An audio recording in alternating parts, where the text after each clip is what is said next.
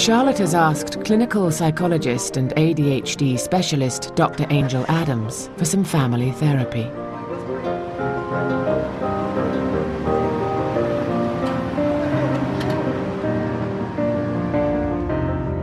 I think the first thing that you need to think about when you're a clinician dealing with parents who also have ADHD is that these parents have a disability.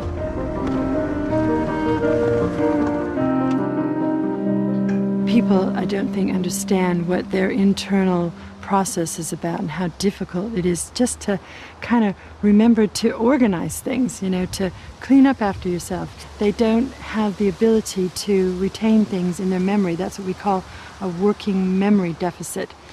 So they've got a lot of odds against them, and unless people really understand how difficult it is, they're going to just judge them and say, oh, they're lazy, they're stupid. Hi. You must be Charlotte. Dr. Adams's plan is to offer Charlotte practical advice. She wants to give structure and order to the times Charlotte finds most difficult. One of the things that helps is a list. Okay, you have a list when you...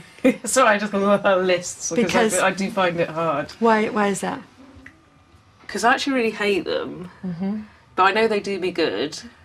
Okay, a list is like a crutch, and a list can also be the boss in the house. You have it somewhere in your house where there's no clutter. The ADHD brain wants to have a place where there's no clutter to really take this in. Do you know what? Even though I say, oh, I hate lists, but looking at that, it feels quite comforting in a silly way because it's structured and someone else has done it. Interesting. I know this sounds really... What do you mean, quiet time? What do we do? This is quiet time for you, not for them.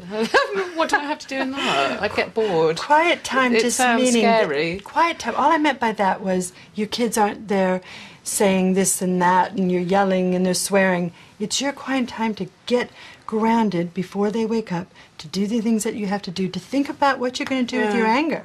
What tends to happen, you just wait for things to happen. It's all in the moment. Okay. Wow, somebody's here. Hiya, this is Angel. Hi, you must be James. This is Jane. And you're Jasmine. Glad to meet you. Is there anything you want to... Yeah. And what really annoys me is like, James reminds me of me. It's like Mum falls for each other and realise that he's annoying me. Both competing 24 for my one-to-one, and I can't even sometimes be on the phone. Otherwise so this sort of thing starts. Let's see how you deal with this right now. He's pushing that on me. When I say to James, no, I just think, I'd say, I don't know, I just sort of think, oh He's God, just trying to stand up attention, he can't help it. what would you do then? Well, I mean, I would, at this point, it's too late. He's ran out of the room, which is probably a good thing. I would probably praise him for doing that because he actually stopped an escalation by moving out of the room, and he needs to hear that right away, and he needs to know it. With James, yeah, you say, oh, James, you're not playing with the PlayStation for 2 weeks, and then he plays on it. Well, I'm inconsistent. That is a very good point. And you let him off all the time. I haven't this week, though, have Yeah, I? but you normally do. Dr. Adams identifies Charlotte's inconsistency as a key problem. She suggests the family introduce a token system adapted especially for children with ADHD.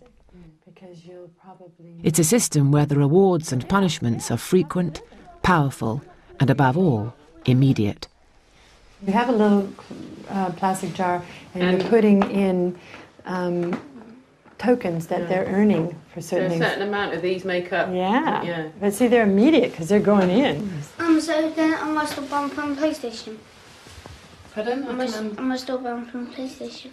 Well, I mean, so it's at a time now that I could say, well, be honest with him. Yeah, no, it was an unreasonable thing of Mum because I was crossing it was in the morning. That's the most wonderful thing you can do because you're being human, you're admitting your mistake and you're correcting it. Practice that just now. Tell me. What's saying? It wasn't an unreasonable punishment. And so, yes, you can play on your PlayStation in your room. Yes. How does that feel? Well, it doesn't feel bad because I've been kind of wishing that I could say it anyway. Sometimes it's a pleasure. You have a very close relationship with your kids, and you know they've obviously had a good upbringing with you because you know they're functioning pretty good.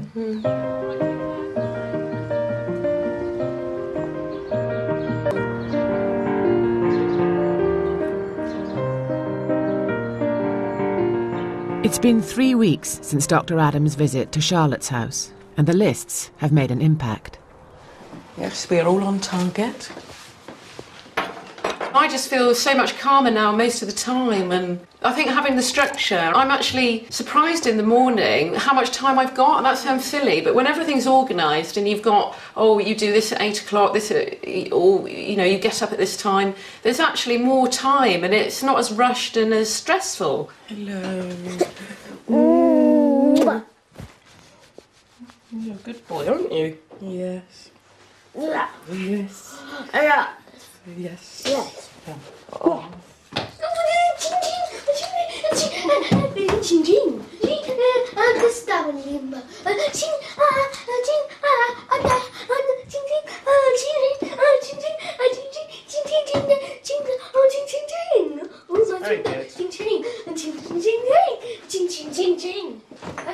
Dr. Adams' token system is also fully operational. The brightly coloured beads are given frequently, not just for good behaviour, but for any appropriate behaviour. The rewards must also be given immediately. This tangible currency helps Charlotte to be consistent with her punishments and rewards. Well done, thank you.